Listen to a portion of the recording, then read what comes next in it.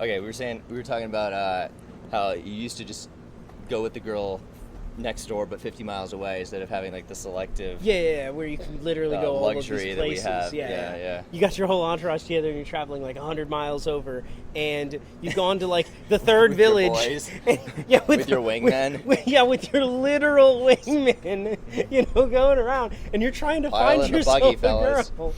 And like you've gone through like multiple towns, and finally you get to this point where like you're like, you talk to this girl and you're like, if I leave, like this is over. Like if she leaves, then my option is gone. You know what I mean? Like if I leave this town and I don't choose her, it's over, right? And so you got to convince yourself that everything about her is right, which so many of us do anyway. You have such a minimal time to do it, though. You're like, trying to do this in like the few days that you're in the town, and you're just like, dang, dude, is this?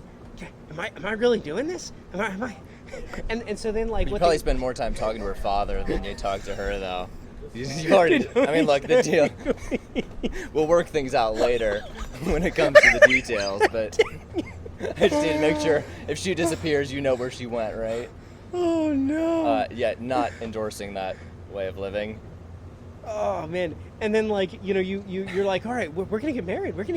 And then you freaking go all the way back to your hometown. You just leave. You're gone. And you build a freaking house. You literally like, with you and your boys, you actually build a literal house, okay? And then you bring her over, and then you have the wedding at the house, right? Like, how much different is that than today, where it's like you're just kind of going to get coffee and you end up talking to some girl, and then like, the process is so profoundly different, and like the number of options you have is like a lot, and you can walk away from that girl and then text her a year later. You don't have to like, it's not over if you leave the town, you know what I mean? Yeah. And it's like, and also since girls aren't like so strongly incentivized to get married like immediately as soon as they're of age, whereas back then basically they were of age, they were married like a few years later, like it was almost disgraceful. I think there's still a similar pattern of like at a certain age it's like, well, what's wrong with you then? But the age at which that kicks in is way later, obviously different.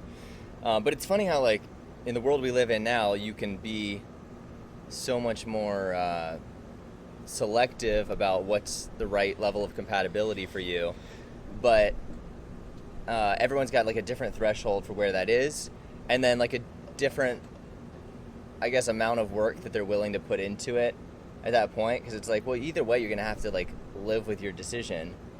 So it's almost like kind of an advantage to not be super selective, which I guess is closer to the way it's always been.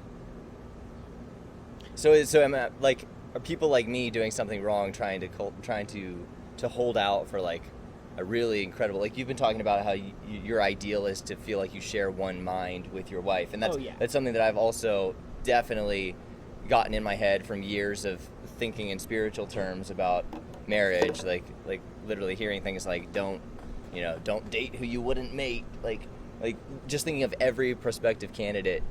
Not even like the fact that I even say candidate is ridiculous, but like if I go out with a girl, like I gotta rule her out if she's not marriage material, even though that's not even like I'm not even in a rush to get married. I don't know if I want to get married. One of the biggest changes with actually being married as opposed to like not is the way that you view like social interactions is so different.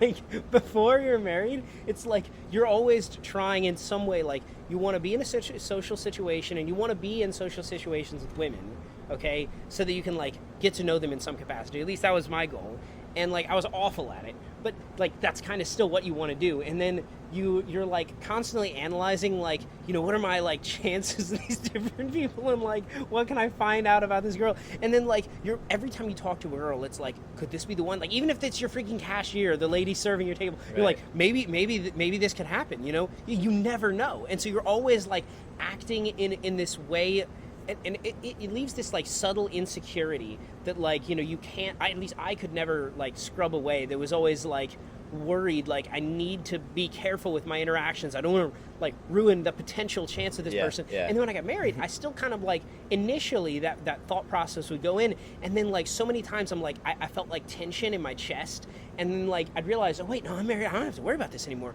I don't care. Like what? The funny thing is like that level of like sacred caution towards it is such a massive disadvantage in every possible way. The way I look at it, there's two kinds of guys, basically, like good, decent guys, who are both loving in a way, but like there's the one who's capable of falling like head over heels, obsessive, and goes into everything with that kind of intensity. And then there's the one who doesn't really approach it with that intensity, and he makes a choice about a girl because, you know, whatever factors catch his fancy at the time, but at the end of the day, he's got enough character to back it up, and he'll take care of whoever he's with, and he's just a good guy, right? So it's kind of a disadvantage to be in love, frankly. And I think guys are sometimes more prone to do that, to really get like crazy in love to the point that they're just completely screwing themselves over, sometimes than girls even are, because like it's not a biological advantage for a girl to fall for somebody. It's more in their interest to be selective and to only really commit to something when it's like a sure thing, so that they don't have to risk as much emotionally or otherwise. You know what I mean? Like it just... I mean, it's the whole premise of the guy asking, "Will you marry me?" And it's the girl that says yes. Yeah, and I'm not trying to say it's a bad thing. Like, it's totally how it is, and not like people are just pre-programmed to act a certain way, but just that like there is, I think, even if it's cultivated over time, there are undeniably like roles that seem to fit genders to some extent. Yeah, I mean, I don't think it's just an accident. Looking at strengths and weaknesses, and yeah, I mean, culture was obviously in part initiated by the physical realities of things. Because, like, you know, I mean, many cultures, like the types of foods that culture had were so heavily determined on, like, well, what was around them. And, like, one of the things we don't realize is, like, how much of our civilization and, like, location of cities and all these other things are actually because of literally random things like salt. Like the railroad measurements. You know that one? No. It's it has something to do with the length of a wagon at a certain point, which was based on the length of two, or the width of two horses. And so like trains and everything that is loaded onto them is built around these kind of primitive measures that are carried over from like centuries past. No, that is. But tie that in with interpersonal stuff, right? Like that what makes I think is where you were going with it, is like exactly. That basically the physical realities of a certain thing were like, you know, of one time, and that evolving into another time is what generates the culture and generates these normal things that have become paradigms at this point. And like it's a thing where it's like, when do we paradigm shift exactly? Because like in the ancient times, it makes like so much sense to get married that you would be an absolute like you have to have something seriously wrong with you to think that somehow you're going to make this work without, you know, getting married. Like, it doesn't make any sense. And yet there are still many vestigial traits of old society. Yeah, exactly. And I guess part of the process is figuring out like without that turnover, you never have to assess what your actual values are. And I think that's why so much of it feels ironic with every turnover. It's like, this is just a nod to that, and like you don't quite realize that's what you're doing. You're being like counterintuitive. But then again, who's to say what was like the real, the true human inclination? Like, you always are gonna have to point back to some objective, right? Or you tap deeper into your subconscious and you go, there's something in me that this feels right, and you just kind of go with it. But maybe the defining trait of like modern times is that we don't always know what is guiding our attraction to an idea, a person, a life goal. It just sort of runs a course. And I think the tendency is to assume the old was bad and the new is good. Like that is, because why else would we have created the new? Except when we're being nostalgic, but yeah, that's its own modern value anyway. Nostalgia is such a weird concept, but anyways, it's so like in the modern day, a lot of people are like, well, what's the purpose in getting married now? Because like I don't need any of this to happen. You know, I don't require like Your life is already 1,000 times easier than it was for anybody and 100 so years as a ago. result, we have to, and I think we have to find the meaning. We can't. Whereas before, the meaning was, well, you couldn't avoid the meaning. Like, you know, the meaning of getting married, the meaning of like having children, all these things, survival. Like, what other meaning could there be? And so the thing is, that's where, like, when it comes to marriage, we're looking at it through the modern context, and it's like, well, I don't need this. I can do, like, we can work things out in, like, a million different ways that can result in me having options to go out and stuff like that. And so as a result, that's part of, like, the great experiment of our times is, like, And I think the result has been a generation that's filled with anxiety and depression because we're not sure what you do once you've optimized everything. Like once you don't even need to optimize. Like people get married literally for the wedding day, and back in the day, the wedding day was not that big a deal, right? Like we're trying to create like events, and like young people, you can't embarrass a young person by saying you care about your image so much. Yeah, of course that's literally the new value system. Like they do care more about how it looks on Instagram than what the reality was, because that's the only thing you can really trade up to, is like, all right, well, let me be some kind of artist now. Through the cultural language, like the literal reality is already. I mean, look, most of us are poor and struggling, but besides that, we still, even if we're poor, we have an iPhone in our pocket. So in that sense, it's like the value system is constantly open to be rediscovered, and it's not just survival. Yeah, and so because of this restructuring and this questioning of like why these original things, I think in most cases people totally lose the original meaning of something, and then as a result they suffer intensely because they ignored, I guess we could call it the wisdom of the past, and maybe for good reason, because like when people, because you look at, they'll talk about, oh, well, movies are the worst thing ever for kids because they don't even have to go outside or participate in anything. You look back when books came out, they were saying, yeah, books are going to ruin the new generation. And now we view books as like, oh yeah, books are like that old generation thing that's so good to do. Because it does change everything up, and you always want to look at younger people and go, your world is different, it's wrong. Or like, you should suffer like I did. Like, we have this tendency to do that. Yeah, exactly. And because we assume that whatever we're born into was somehow right, or at least that other people need to understand us. It's trying to make sure that we are the most understood, I think, a lot of times. But, we talk a lot about the corpus callosum kind of experimentation that shows how your subconscious will act in a certain way that doesn't necessarily align with your conscious reasoning, but then you'll bring your conscious narrative to align with it to say, oh, here's why I did that, even though you don't know why you did it, right? Like, we still have a subconscious that we want to be in touch with. And so if you ask young people who aren't especially inclined to give their reasons for what they do, that's not in the Gen Z value system, they'll still come up with answers that are more or less streamlined. Like, yeah, here's why we do what we do. And they're very much, like, their world is dictated by the media, but I more mean specifically the devices and things like that they use. Again, I sound like a boomer saying that, but like, there are structures dictating everything you do.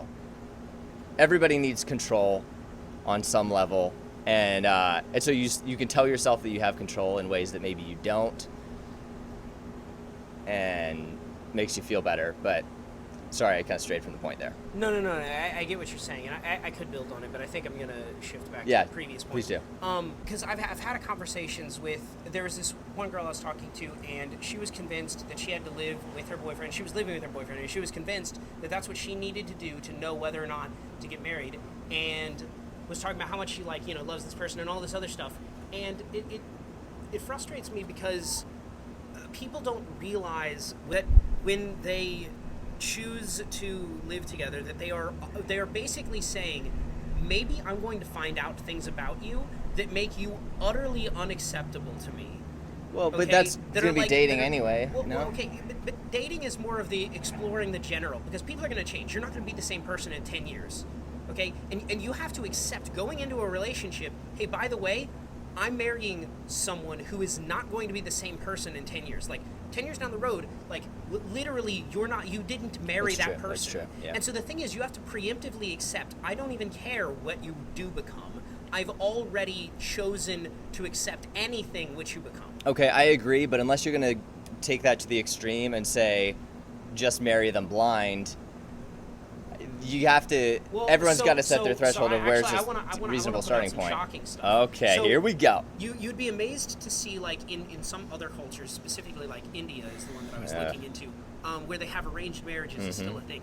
You would be utterly shocked at how often they're totally cool with the marriage that they have, and how rare it is for, like, them to be not because you would expect divorce You checked rates with to the be women lower. on that?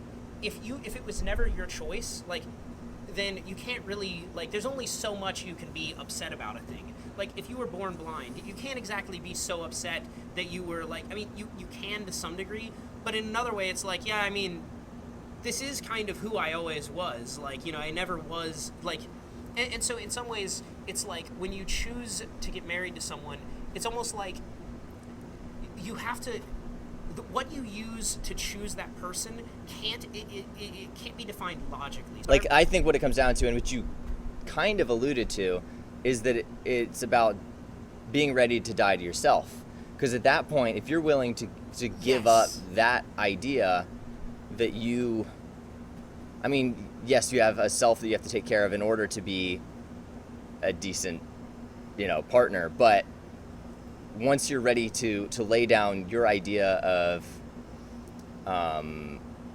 profiting from the situation, kind of, then you can frame everything as just opportunity and growth potential and Yeah, so it ties with children. So the same thing applies when you have children. Because ultimately, when you have children, you must sacrifice yourself to them or they are going to have a crap life. It's just the truth. Right. You have to do so much boring stuff and so much stuff you hate. I don't like washing the dishes, and I don't like having to, like, do the laundry and constantly close the stupid bathroom door so he doesn't freaking crawl in there and try and reach over and into the trash in the bathroom. Like, I don't want to do all of these things. But it's like, me doing it is giving my son such a profound amount of, like, advantages in this world, like, and I'm literally sacrificing myself for his sake. But I think that it's not a zero-sum game. So a year of my life and a year of his life are so different, right? Like, let's say that breaks down the anxiety that I have about, like, oh, I still have 2 more of my life left. No, I've pretty much lived my life. If I look at it that way, in terms of, like, that, and that's why the urge is growing to be like, I want to give my life to somebody or something, right? Yes. So maybe that is part of the initial wiring. But go on about the child thing, because that's an experience I haven't had. Cultural values and stuff like that we have about marriage and have about, like, self-sacrifice and stuff like that have kind of been relegated to, oh no, you do you kind of thing, and that is what makes you happy. I've actually started, like, most of the things that make me the most happy are the things that I least want to do, commonly. The people that do the things that they are least comfortable with are the people that end up being the happiest, right? At the end of the day, it's the person that had a horrible backstory that is the smiliest, happiest person because they've experienced growth and, like, satisfaction. Like, they can appreciate exactly. the process They don't take of it for self granted. betterment and improvement and survival. and what we are taking at large, we're taking for granted that the reason that houses were designed in this old antiquated way, or the reason that refrigerators are designed in this really annoying to use way, and there's a better way to do it, but, like, we're totally ignoring the massive benefits. So if we did all of these things in the way that the more efficient way that we don't really realize that, because instead of designing for the X of comfort and relaxation, we design for the X of efficiency and, like, superior planning and sacrifice to make a better world. That if we designed the equation more for that X versus the X that has been put upon us, like, the wanting to amass wealth, have a huge house, have all these things, The personal right? kingdom. And it's like, you have your own, like, castle in the, like, the thing, and that's what I even, like, somewhat subscribe to. And now I realize, wait, no, that's not what I want. No. Like, what I really want is to have literally all that I need and nothing more.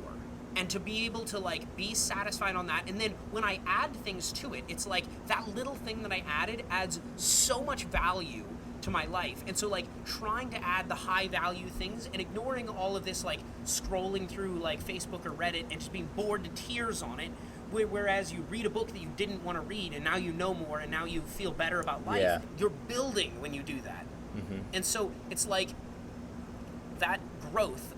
I guess you could fundamentally say it in a very simple way: be fruitful and multiply. If you wanted to put it in a super simplistic biblical term, so you got the buzzword going on, but that's fundamentally what we as a society, or what we as individuals should be seeking to do if we really did want to actually maximize our happiness and maximize what we accomplish in our life, and we're happy at the end of our life. Once we're getting towards the end, we're like, yeah, look at all the things that I did that was so and look at how great that everything has been, and you can feel so much pride in the fact that you did that. Or you could be the person that's at the end of your life. You have no children. You have the old family that's mostly died off, and you have the handful of friends that you loosely know, and you're isolated by yourself, and there's nothing for you. And so many people die that sad, sorry life, and they don't even know that they made that choice. My goal is to frame things in a way that people recognize the choices that they're making, so they can know if they're making the decision to have the efficient fridge versus the efficient chest freezer versus the super inefficient, reverse engineered, badly designed fridge and open floor plan, so that people can actually make these decisions that they don't know were even a decision to make. You just want people to be conscious. I want them to live their life as they see fit, but not just in an arbitrary way, but in a way that they submit to many of these other things in life that we a lot of times don't even have a choice over, and that the few things that we do have a choice on, that we actually pick it and don't let it get picked for us. But instead, freedom to be the authentic person that you really, really are on the inside, and actually express that through, unfortunately, it requires a great deal of sacrifice and dedication. But why unfortunately? I mean, literally, that's got to be the essence of life. If you can't build an eternal kingdom for yourself, then sacrifice is the whole thing. It's going to be a biblical illustration at the end of the day, but you know where I'm going with this. You can agree with Western civilization. Right? Sacrifice.